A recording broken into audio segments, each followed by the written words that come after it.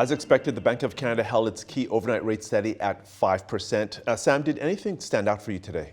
So I'd say that given the incoming data we have seen and considering the market development we have seen since the last Bank of Canada meeting, I'd say today's outcome is not as surprising for us.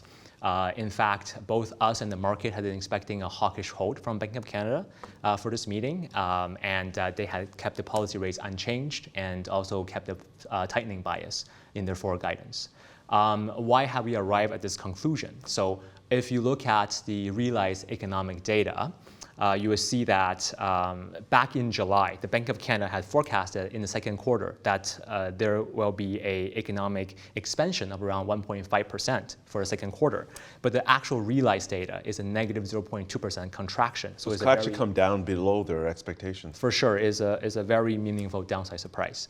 And when you look at the Q3 Business Outlook survey, it's also showing that consumer spending and business sentiment have weakened meaningfully.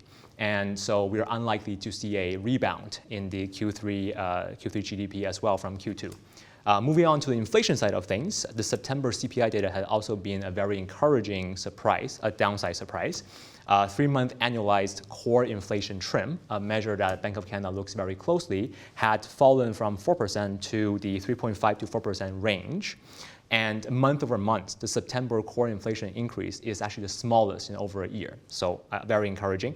On the other hand, inflation expectation data, as measured by the Business Outlook survey, had also moderated slightly from the prior quarter. So again, lowering the right tail risk for inflation. So all those factors contributed to the Bank of Canada feeling comfortable enough to hold rates steady in this meeting. In terms of market reactions, generally pretty orderly response to the Bank of Canada outcome. The Canadian curve had just generally steepened somewhat. Okay, so given that economic backdrop, do you think that the Bank of Canada is done rate hikes for this year? Yeah, so our current base case scenario is that we see Bank of Canada holding rates steady for the remainder of this year, but our risk case being that we see further acceleration in inflation and Bank of Canada may need to tighten a bit more. So let me just talk about it in a bit more details. So in general, considering forward-looking economic indicators, for example, job vacancy rate that has fell meaningfully over the past months. These indicators are showing further moderation in economic activities, further slowdown in labor market, which should translate to reduce upward inflation pressures. Indeed, Bank of Canada also acknowledged that given the highly restrictive policy rate we currently have, it has significantly weighed on demand already. And so with that, we expect the Bank of Canada will hold rates unchanged over the remainder of this year. That being said, there are definitely risk factors. When you consider the 3-month annualized core inflation metrics, despite a positive print in September, over the past months, this metric had held around 3.5 to 4% for already several months. And when you also consider that the hourly wage growth in Canada for several months had been above 5% consistently. These are indicating that these are inconsistent with the Bank of Canada's 2% inflation target still. So if these pressures persist or even worsens, that may incentivize Bank of Canada to tighten policy a bit more. Okay, and what is the bond market telling us right now in terms of further Bank of Canada moves in their overnight rate?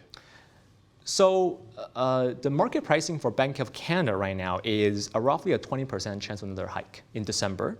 And then for the majority of next year, we should be on hold until one cut being fully priced by the fourth quarter next year. And then this is followed by three additional cuts in 2024. And when you compare this to our neighbor down in the south, you'll see that the Fed is priced for a cut in the third quarter next year, followed quickly by 2 additional cuts for the remainder of next year. So in a nutshell, our neighbor is expected to cut both more aggressively and faster than us. Though personally, I think it is still debatable whether the Fed will ease that much more aggressively than the Bank of Canada. That's a great comparison. Looking ahead, what are some of the key indicators that you'll be watching as the Bank of Canada considers its next move? I'm happy to say that Bank of Canada has been very clear in terms of what they're watching to arrive at their decisions. In particular, there are a few broad categories. The first one is economic activity data / level of excess demand. The second one is inflation and inflation expectations. The third is labor market and wage data, and the last one is just corporate pricing behaviors. We haven't had a chance to listen to Governor Macklем's conference yet, but I look forward to see if he'll shed any additional lights in terms of the latest decision, policy reaction function. Okay, and finally, where do you see the Canadian dollar going over the next little while? So I see that given U.S. relative economic outperformance, as well as generally deteriorating risk sentiment that we have seen over the past weeks, dollar CAD has been rising steadily over the past weeks. That being said, year to date, the pair had been within a range of 1.3 to 1.4%, given tight monetary policy correlations. I expect that this range to continue to hold. So there could be interesting tactical opportunities if the pair reaches either side of the range. That being said,